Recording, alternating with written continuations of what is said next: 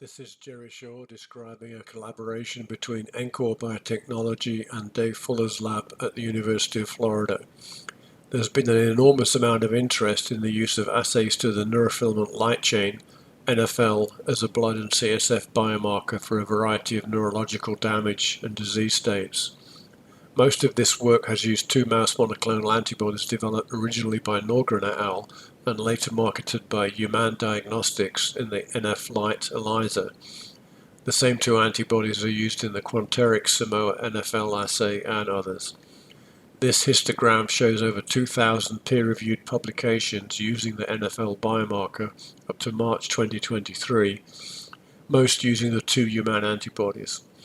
We map the epitopes for both antibodies to the center of coil 2 of NFL, as shown in A, indicated as UD1 and UD2, a region known as stutter2 for historical reasons. B shows the exact peptide sequence of the epitopes for the two antibodies. As part of this work, we also epitope mapped several other available NFL monoclonal antibodies, showing that certain of these bound to the C-terminal tail region of NFL. We also used a rabbit polyclonal antibody to the C-terminal peptide of NFL. A very surprising finding was that when we probed normal CNS tissues with either Uman antibody, we saw a staining pattern distinct from other neurofilament antibodies. In mixed neural cultures, neither Uman antibody stained healthy-looking neurons, which were reactive with NFL C-terminal antibodies shown in magenta in A to C. Instead, most were reacting with small punctate aggregates shown in green.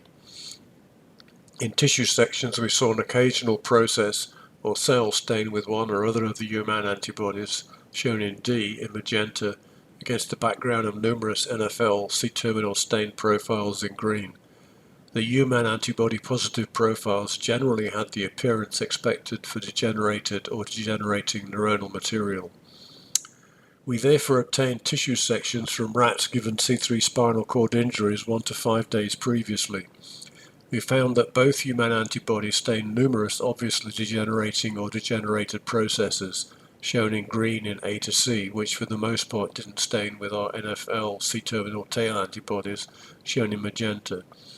D shows a region close to the lesion site where processes were apparently transitioning between the magenta NFL tail positive and the green Uman positive material.